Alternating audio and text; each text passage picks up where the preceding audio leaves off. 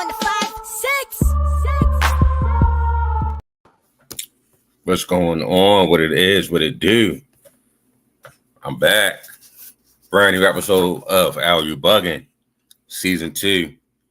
Y'all see what it is at the bottom. Instagram and YouTube at Al_U_bugging. I appreciate you guys checking in with me again this season. It is your host, your boy Alan C. The place to be, man. How y'all feeling? How y'all doing this fine Friday evening? All right, let's go ahead and get right into it, man. Yesterday was the first game of the year. It was a Hall of Fame game. The Chargers beat the Lions 34-7. It was not a great showing for the Lions at all. They started their first possession kick return off with a fumble. And from there, they just did not get much better. They had about 4 turnovers in the game for the Lions. Their quarterbacks combined for 3 interceptions. And then, like I said, the opening kickoff was a fumble.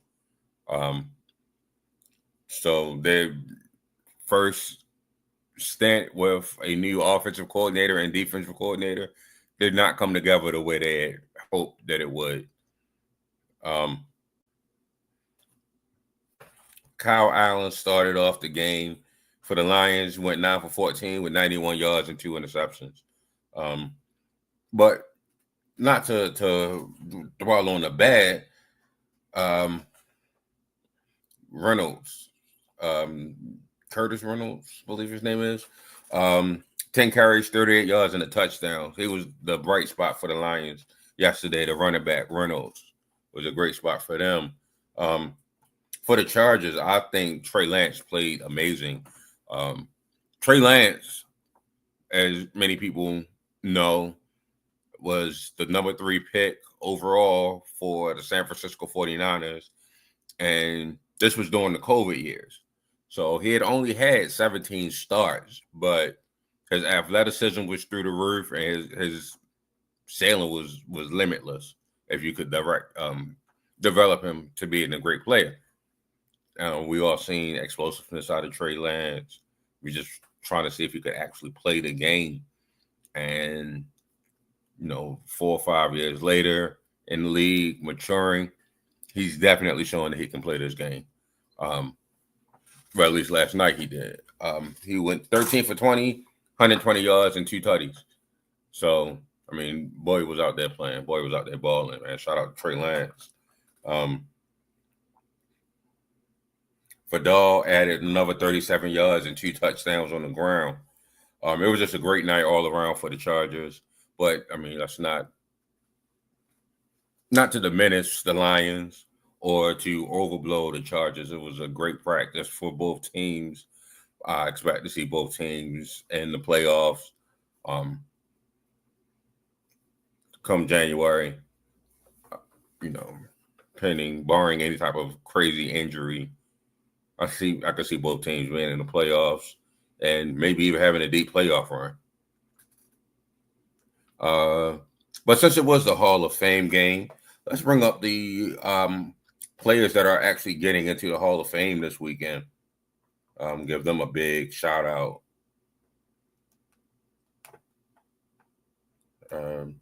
So first, I want to highlight player that I've seen was one of my favorite tight ends when he was in the league, Antonio Gates for the San Diego Chargers. He's getting into the Hall of Fame this weekend. He's one of the best tight ends of all time, obviously. One of the best pass catching tight ends of all time. And he was a dominant blocker as well. Then you also have, from Green Bay Packers, you have Shannon Sharp's big brother, Sterling Sharp. He was amazing, but unfortunately his career was cut short due to a neck injury. But yeah, Sterling Sharp was one of those wide receivers when I was first getting into football in the 90s that was just unstoppable. Then you also have defensive back Eric Allen, and you have defensive end Jared Allen. Jared Allen was a Chief and a Viking. Controversy that he gets in over Terrell Suggs, who was actually a defensive player of the year in the league. But, as a Ravens fan, let it go. It's all right. Suggs will be in there next year. And I get to go down there and see him get in with Drew Brees and Larry Fitzgerald. So it actually works out better for me that Suggs didn't. And then you also have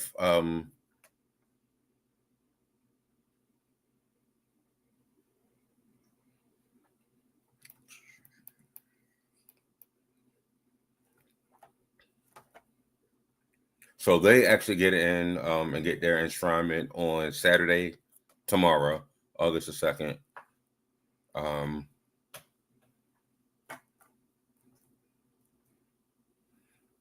I thought there were some, but yeah, it was a very small class to get into the Hall of Fame. So with this class, the Hall of Fame will be at 382. They're gonna need to actually update that run pretty soon. They pretty much wall to wall now.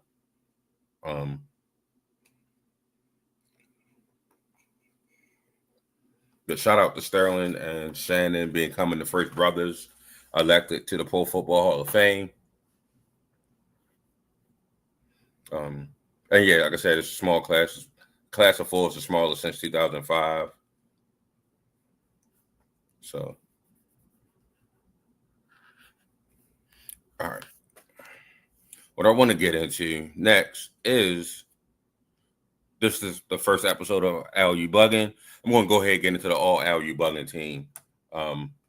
These are just my favorite players that I enjoy watching around the league.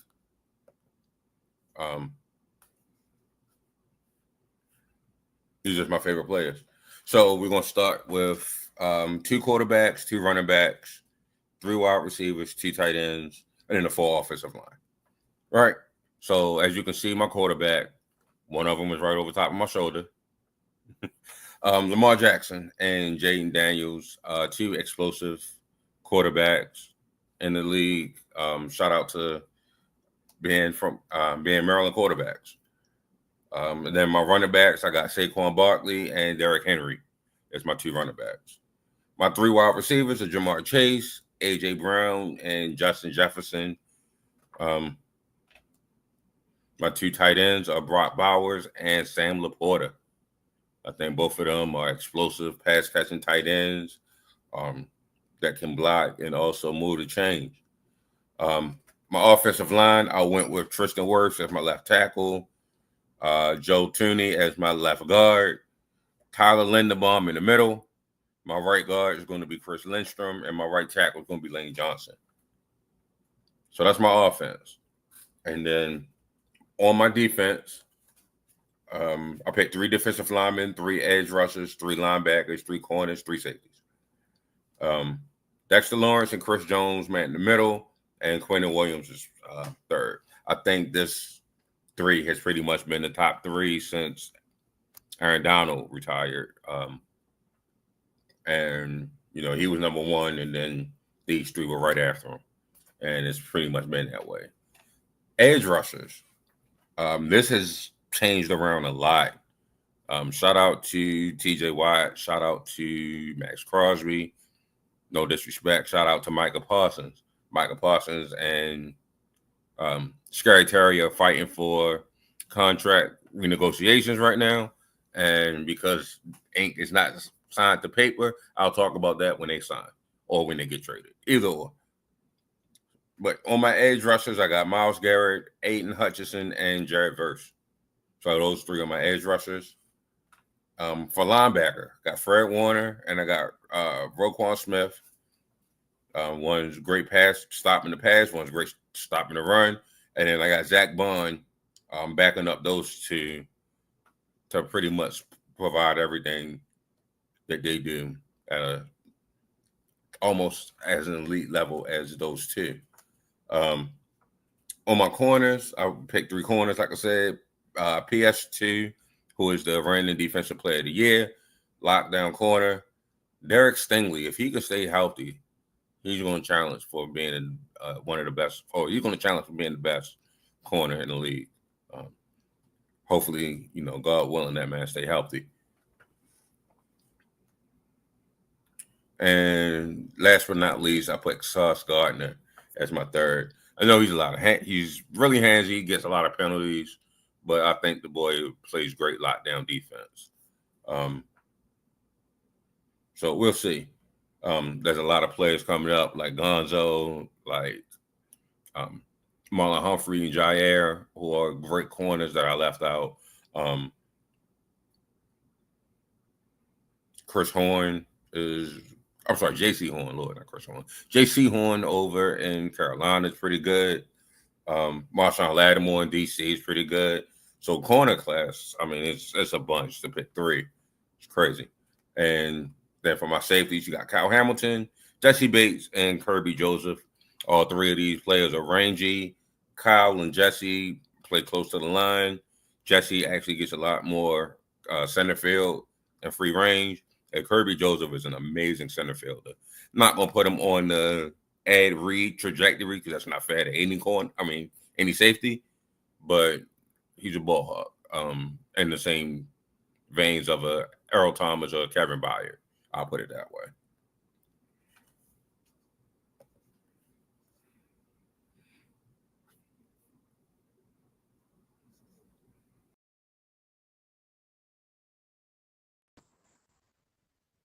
Yo, what it is, it's your boy Alan C, and we on a kickoff episode of Al You Bugging for this week. Have my good friend, Hit and Run 31, Kevin Turner. What's going on, man? What's going on, bro? You ain't had to introduce me by the Instagram name, bro. But nah, I appreciate No, that, that's bro. where But people need to go to hear your voiceovers, man. nah, I appreciate that, bro. Nah, I just been working, man. Just trying to push and perfect my craft. Like I'm starting to take it serious. I'm not gonna say I'm starting to take it serious. I've been taking it serious, and I'm starting to see the results, and I'm starting to see it's some motion there. It's not, it didn't happen as fast as I thought it would, but Mm-hmm. everything happens when it's supposed to, man. So I'm blessed, bro. I got a baby boy now. He Mm-hmm. just started walking actually a Blessings. couple of days ago. Just started taking his first steps by himself. So I'm happy, bro. I'm Blessings. in a good space, bro. I'm blessed, bro. Yes, blessings. Let's take it from the beginning. How did you get started in football? All right, so we'll go all the way back to, I'll say when I was 8. I started out, I was playing for the Northern Packers. They turned into the Northeast Chargers, but they were the Packers back then. Started out with them. I always was a good player, and fast forward to high school, had some academic issues, had some issues, being in and out of trouble. I got kicked out of city, ended up at Patterson, played there for a year, my senior year. And from there, I pretty much was done with football at the high school. I kind of thought it was over for me. Because, once you don't make the NFL, it's like, what else am I going to do? And, but I actually ran into my very first Pop Warner coach. He came out to a job I was at, and he was like, hey, man, if you want to play some ball, you can. I just wanted to get back out there to see if I still had it, just to see like where I was at. I was about 24 at the time, and it turns out that I actually played pretty well, and it ended up allowing me to play arena and get paid, indoor ball. And then from there, I ended up I did a combine, and I did really well, and that's when all the overseas teams started reaching out. And then 2 years after that, I ended up going overseas to play in Portugal, and then 4 years after that, went to Romania. So it's been a journey, bro. I definitely could say that. All right, man. It's a football journey. So you played all over, played for a lot of different teams. Who's Mm-hmm. your favorite teammates? All right, so a couple favorite teammates. I'll go Portugal. My boy Brandon Suhu, receiver. Bobby, my running back. My quarterback, Ryan. Of course, I ain't gonna forget you, Ryan. That's my boy. Um, I'll just get those 3 guys because they were imports with me. We all were in our first year going overseas, so we didn't know what to expect. We had to protect each other, and at the same time, man, we were in our mid-20s enjoying life. So, we had opportunity to see a lot of things, meet a lot of different people, and most importantly, make some lifelong connections and do some great networking out there, I would say. All right. So again, great teammates come great adversaries. Who's your toughest that you Okay. remember going up against? Okay. I got a couple. So one guy, he played in Portugal, but he was actually a tight end at Iowa State. He was about 6'6", bro, 6'6", about 245, ran routes. He was strong. I remember one play he got me. His quarterback rolled out to the right. I'm on the left-hand side. I'm thinking he going to throw it to the right, so I sprint over there. He looks backside at him. He throws him the ball across field about 40 yards. He catches it. I run to make a tackle. He hits a spin move, bro. He's 6'6", 245. He hit a spin move on me. I missed a tackle. I got to watch him run it in. He run in and score on a 45-yard joint on me. So that was one guy. And another guy I'll say is a receiver I played against in Romania. His name was Milan Nikolic. And I ain't gonna lie, I watched him on tape and I'm like, he out jumping them boys because they ain't athletic. And I kinda downplayed him a little bit. I underestimated him a little bit. And I found out in the first man, in about 4 plays, he gave me about 90 yards and a touchdown. So I had realized quick, Each. like, this ain't nothing to play around with. I realized that, yeah, he was a dog. And, I ended up getting an interception and, it was a good battle and I posted it, but, he surprised me and it wasn't because of his speed or anything like that. When I got out there with him, I actually realized I was faster than him. But what it was he was excellent at tracking the ball, bro. Like when he seen the ball, he knew exactly how to get there and he knew how to box you out. Like he was kind of like Michael Irvin me. He was hitting me with a little push off, and the refs ain't gonna call it because we imports. They ain't gonna call nothing on either one of us. So he getting a little push off, I'm getting a little grab here and there, and yeah, man, that was a battle, man. I didn't expect that, and I think that was probably my greatest battle that I had overseas against anybody. That was fun. So, um, hmm. So we have you ever coached any Yeah, level? I yeah, know you talking yeah. about playing. Actually, yeah, coaching is actually what got me. So I was a young coach at Walbrook. Well, they were called IBE when I was there, but it's the old Walbrook. I coached there in 2010. I was about 21. I wasn't much older than the players I was coaching, but I ended up coaching defense with my pops as a varsity as a varsity defensive coordinator.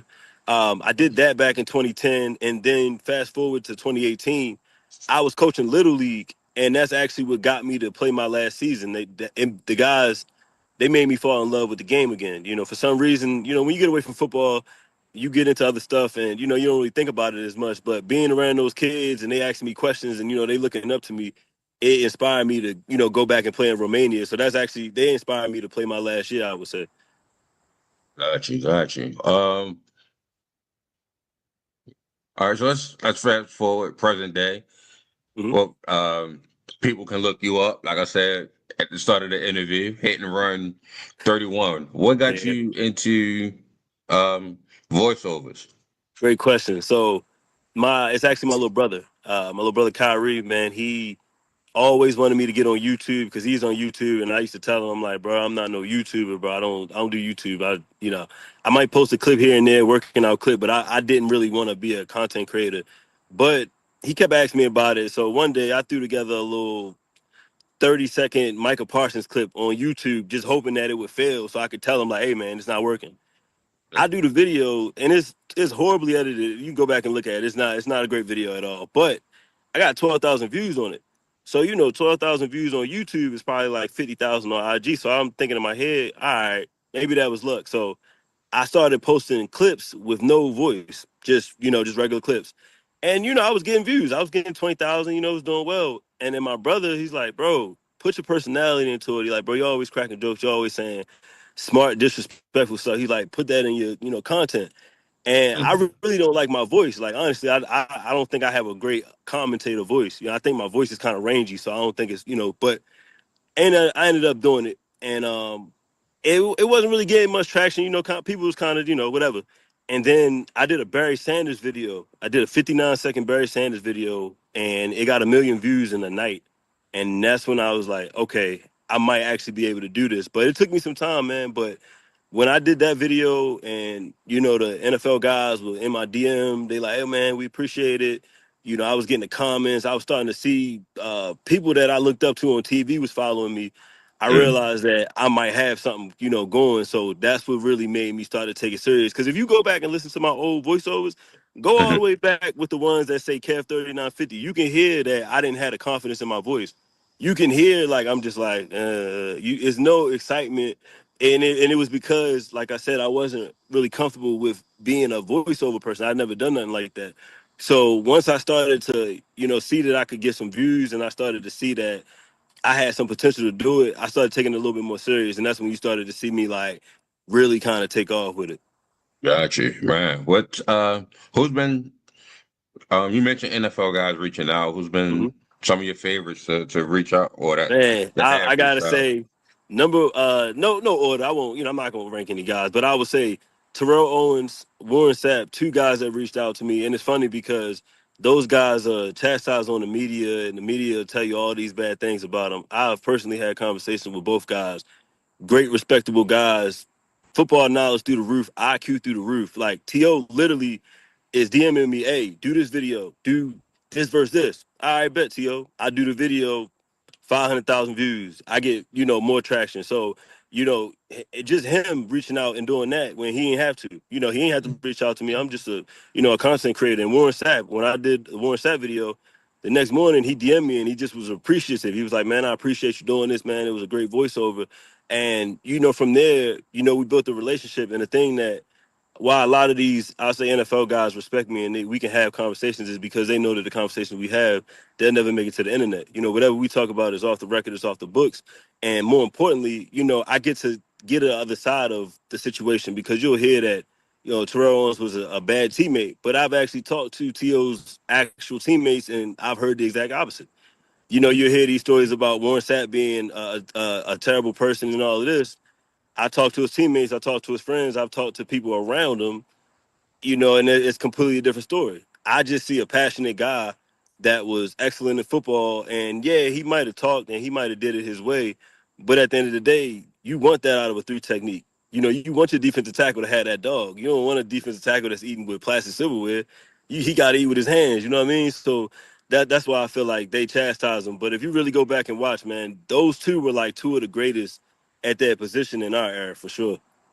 Definitely. I mean, I definitely played DT coming up, and Warren Sapp and John Randall were two guys that was very influential Oh yeah, to oh yeah. I mean, definitely, especially John Randall being undersized Hmm. as a D line. Oh yeah, yeah, for sure, I for sure. definitely picked up some tricks of the trade, being an undersized D lineman.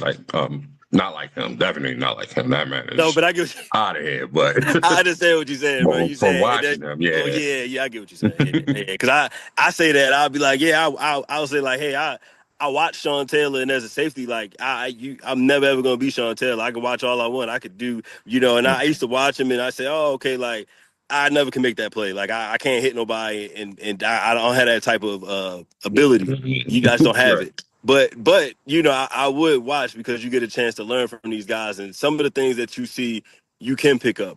So it's good to watch those guys. My pop sat me down to watch some John Randall film, and he just became one of my favorite players. But I say that to say, who's been like one of your favorite videos that you've done? I would say the Sean Taylor. I think all my Sean Taylor videos, they mean a lot to me because Sean Taylor was one of my favorite players. Anybody that know me, they know. He was very influential to me because I was a guy that I was always a bigger safety. And as a bigger safety, sometimes you'll hear, "Oh, you too slow. You can't cover. You can't do this, this, this." And me seeing a guy like Sean Taylor, obviously I'm not Sean Taylor size, but me being a bigger safety, it gave me confidence to say, "Hey, this is a guy I'm watching week in and week out." No, I don't have his ability. I don't have that athleticism that he has. But if I can watch some of the things he does and do it my own way, it inspire me. So I think his videos mean a lot because when he passed, man, that was one of the most, I'll say, influential deaths that happened to me or somebody I didn't know. I remember that day when he passed, the night before, they said he got shot in the leg, and I just remember thinking, like, oh, okay, he gonna be fine, man. It's just whatever. And waking up the next morning and hearing the news, man, I remember I was going to community college, bro. I didn't even go to school that day, bro. Like, I left the house, and I was like, I remember I just went back in the house, and I just was just like shaking my head. I just couldn't, believe that he was gone, man. And I think it was because of more so how it happened, and more so because of him having a child, him changing his life, and it was like he was going in the right direction. He had lost weight. He was playing at an elite level in that 2007 season, and just for his life to get cut short like that, it was like, man, we got robbed of seeing. I feel like what would have been one of the all time greats for sure. Definitely. Rest in peace to Sean Taylor. I So do remember watching that Washington team, and it just was not the same. I think he no, was yeah, injured before he was yeah. actually out. And I watched some of it. I was like, yeah, this defense will look a lot better with Sean Taylor back there. Oh And yeah, oh yeah, for unfortunately, he sure, never got the for chance to sure, get back out there on the field. for sure. Uh, um, don't want to get into the All-AUB bugging team. Yeah, let's go ahead and get into that real quick.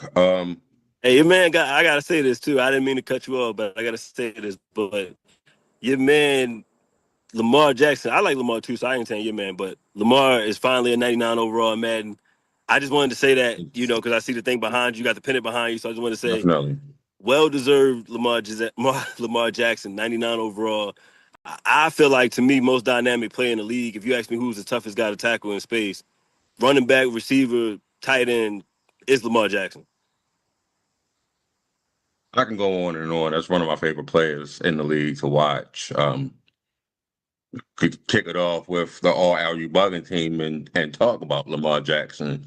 Um, Again, like I said, one of my favorite players to watch, and that's the point of the All-AU bugging. It's just the players I like, not necessarily the best players, Yeah, it's even though just I it's do just your believe he's one guys. of the top two in the Yeah, league. yeah, yeah, Um, but I got Lamar Jackson here. I got bobblehead of Lamar over there. yeah. I Yeah, said, it's Lamar I saw Jackson the all pennant. I over said, there, yeah, he dog. locked in for real. He said, yeah, bro. Some pictures I over said, there. I Yeah, said, bro, locked dog. in for real, bro. Got the thing That's for my real. guy. But also joining Lamar Jackson is another young quarterback in the Maryland area. Man that I am in Baltimore. Hmm. Mr. Jaden Daniels in DC Yeah, for the Commanders. Definitely. I'm not gonna say I underrated his college yeah. Heisman season, Hmm. but I thought Michael Penix was the guy.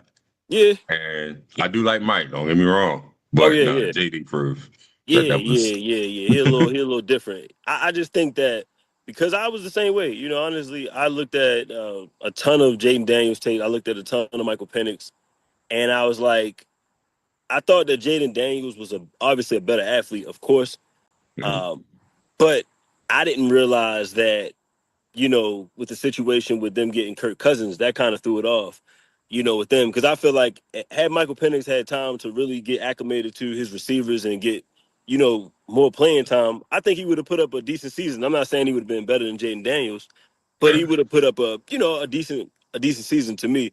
So, but Jaden Daniels was just on a different level. Just him doing it in the NFC East, that to me I can respect because you get the chance to play against the Eagles at least twice a year, but in this case 3 times a year. And you go out there and you ball. You don't win the game, but you go out there, you ball, you dominate as a rookie, and you just getting started. So yeah, nah, 100%. I'm with that one. Yeah, sky's the limit for JD. So I call him. And then two running backs are the best two running backs in the league last year, and I can't see why it wouldn't be this year. Saquon Barkley and Derrick Henry. Oh yeah, Um, yes, just yeah, nothing to really, yeah, you know, you ain't really gotta say too much on Saquon, that one, brother. You just agility, Derrick, speed, and yeah, power. Let's just move on. So for my top three, and definitely not in this order, three wide receivers that's on the All-AU bugging teams: Jamar Chase, Justin Jefferson, and my personal favorite is AJ Brown. yeah, That's my personal favorite receiver in the league. yeah. I like AJ. I they got mad at me because I had CD ranked in front of them. But I will say this: they apples to oranges to me because I feel like the thing that I respect about AJ Brown is that he don't have to move to get open. He Right. can line up against your best corner, X, Y, Z, but preferably X or Z, and he can win. We seen him do it against the Chiefs in the Super Bowl against arguably one of the better corners in the league, Trent McDuffie. We've seen him do it against pretty much everybody. So, nah, I ain't mad at that one at all. I like that one. Okay. And then on tight ends, Brock Bowers, again, speaking of great rookie years, Brock Bowers is something special. Yeah, no, He's you ain't got to literally explain done. that one. You ain't got to explain yourself, bro. And You ain't got to explain that one. from your Lions, I put Sam Laporte as Yeah, my other tight end. I yeah, don't know LP that nice, thing. LP nice. I just the thing with him though that I want to see now is I want to see him get better as a route runner. Like I don't think he's a bad route runner as it is. I think he can run routes, but I really want to see him unlock a different level of route running because I feel like he could be a mismatch against anybody. Especially if you get him against a linebacker. A linebacker ain't gonna be able to keep up with him. With his blend of height and ability. All right. Yeah, so those are my tight ends, and then I just did a full offensive line. Tackles, I put Lane Johnson and Tristan Wirfs as my two Yeah, tackles that I like to watch the most. dogs. Chris Lindstrom and Joe Thuney. Always Yeah, yeah. trouble pronouncing his Bro, from that name. they used to play for the Chiefs. I know he's talking Yeah, about. Yeah, bro, used yeah. to play for the Chiefs. Now Mhm. is protecting the blind side of Caleb Williams over in Chicago now. Wait, he's the left tackle. No, I'm Oh, sorry, he's center. left guard, left guard, left guard. Okay, okay. I was like, wait, because you said the blind side. I was like, hold on, he's tackle. I was like, I No, wouldn't left recommend guard, that left one. guard. But yeah, as a guard, yeah, he's a problem for sure. Yeah, not my fault. Just on the left side Yeah. of Caleb, not I blind said, side. I was like, no, no, no, no, don't No, put him at no, tackle, no, bro. Don't put him no, at no, tackle. Michael Orr. Mm-mm. Nah, don't do that. Let me leave Mike Mike, alone. Mike, Maybe all Mike ain't catching did nothing to strays, me man. in years, Look, dog. Blindside was a good movie, man. It was inspirational. It was for Let the me stop kids. throwing shots. Mike Orr ain't do nothing to piss me We off ain't in do like that, good man. He 10 just years, wasn't a left dog. tackle, man. That's all. That's all it was. Mike ain't do nothing wrong. He just wasn't a left tackle. That's all it is, bro. That's the problem. We see somebody play tackle, we like, oh, he can play left. No, he can't. No, no. Let him play right tackle. Let him run Right. block and keep him You where got the he at. Super Bowl with you on the right. Yeah, Right. just let him stay where he at. The blind And side my was just a center, movie. yeah, my center, put T-Bomb, Tyler Linderbaum from the Oh yeah, Ravens. yeah, yeah. He I nice. think he dominant, dog, pass block, run block, all of that.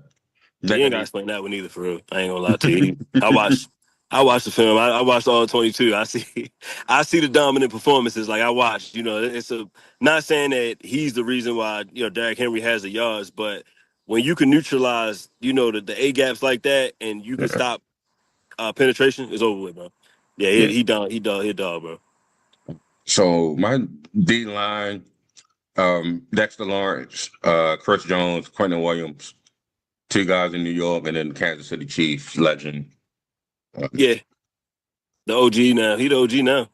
Yeah, It's crazy. He ain't not even that old. Was he like 30, 32, 33? something like that. Yeah, Yeah, that's been crazy. That's an for a OG minute, now. but Back in the 90s, that would have been you just still in your prime.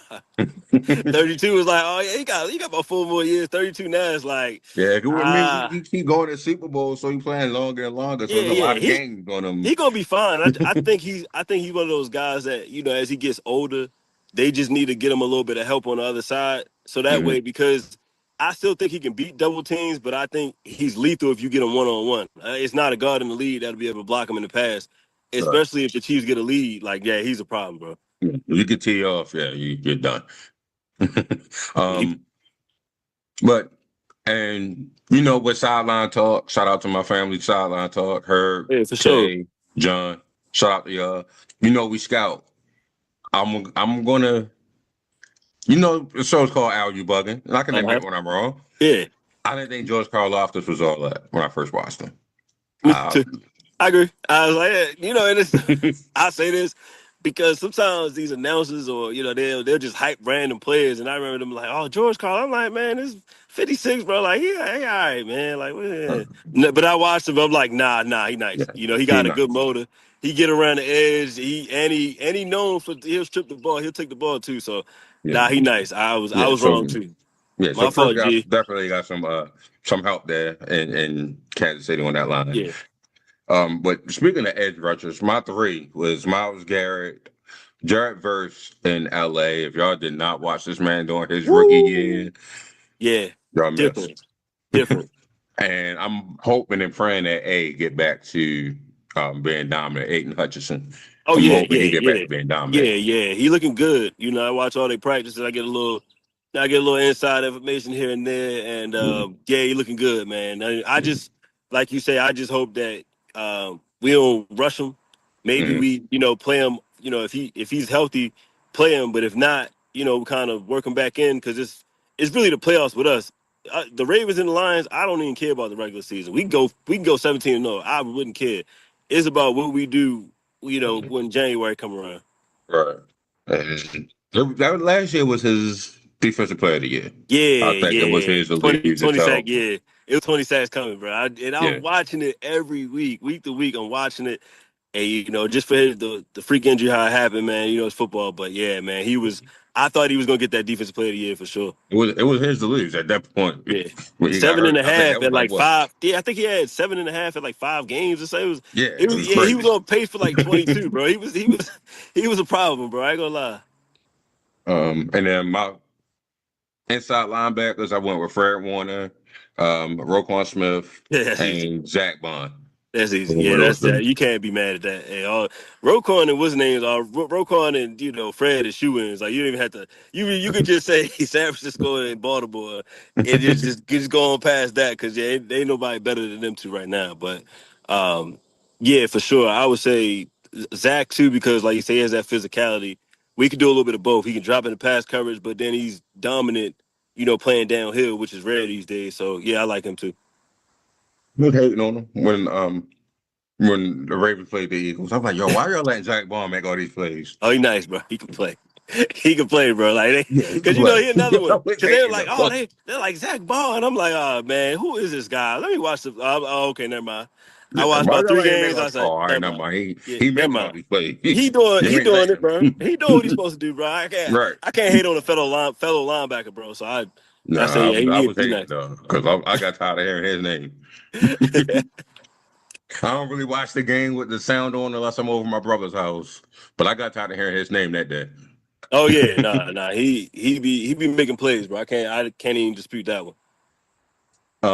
And then at corner, I think the best three in the league: Pat Surtain, Derek Stingley, and Sauce Garner.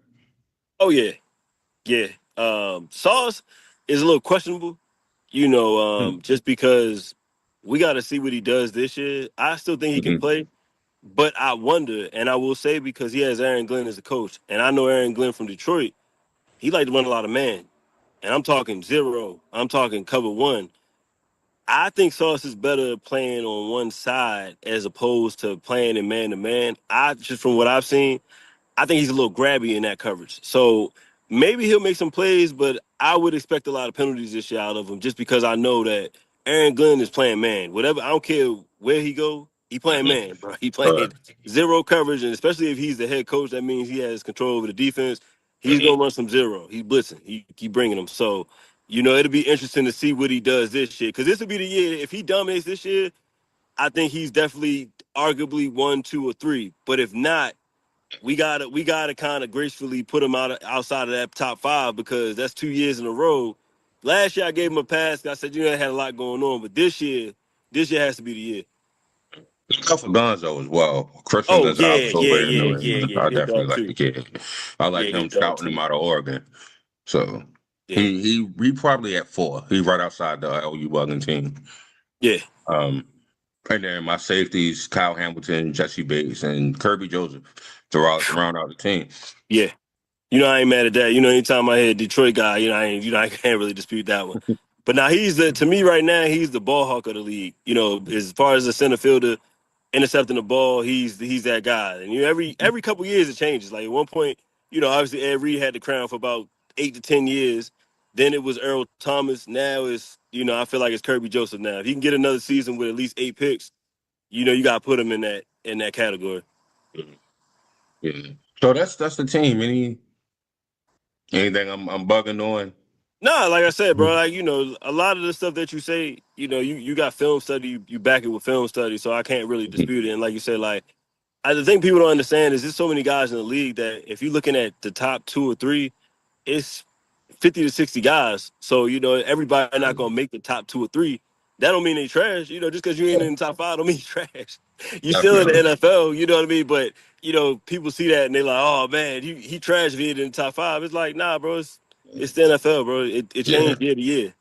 definitely. You got about 7 corners that can be in that top 5. Yeah, easy, 80, Depending 85, on maybe what you, 10. depending on what your, depending on what And your your preference scheme. is. Yeah, like you could say, oh well, I like Sauce Gardner because I like tall corners. Then you can come back and say, well, I like Denzel Ward because I like corners that can play man and travel. It's all preference at the end of the day, for real, for real. Um, anything else you promoting, or I No, definitely just want people to basically go. just the Instagram, hit and run 31. Hit in the letter N run 31, just to clarify it. But yeah, that's where I'm going with everything. My YouTube is hit and run 31 as well. So that's another place where I'm starting to promote and post more content. But yeah, just expect more live football updates during the season. I'm gonna get more active as far as the predictions, like I was doing a couple years back. So I'm working on doing that as well. So yeah, man, just really just promoting and trying to be better at my craft and perfecting the craft. That's where I'm going. And definitely more Kevin Turner on Al Bugging as we get For sure. closer Oh, for into the sure. For year. sure. For sure. For sure. Uh, For sure. You know that. You know that. and I definitely appreciate you coming on for the first season. Actually, for the first episode of season 2 for Al Bugging. Appreciate that, bro. Like I said, bro, like I'll definitely be back. I'll be one of those recurring guests, bro. I'll be back for sure. Appreciate you. All right, brother.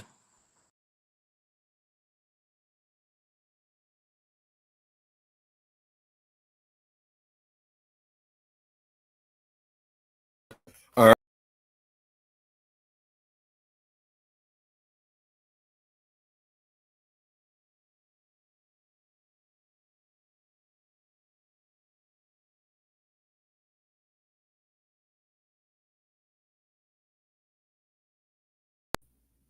Wow. All right. Pardon the hiccup. Before we get out of here,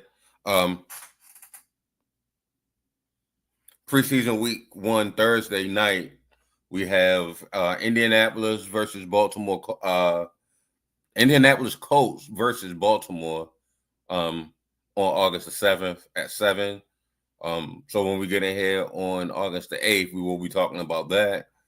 And Cincinnati going to take on Philly at 7:30. And the Raiders are going to be playing against Seattle. So again, we'll break down all 3 of those games next week. I am your host, Alan C. That has been my show for this evening. Again, follow me on All-AUB Bugging. Wherever you get your podcast from, just definitely search up Al_U_bugging.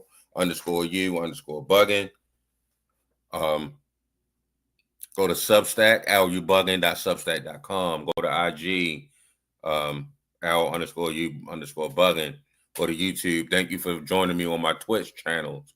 I'm going to go ahead and get on out of here.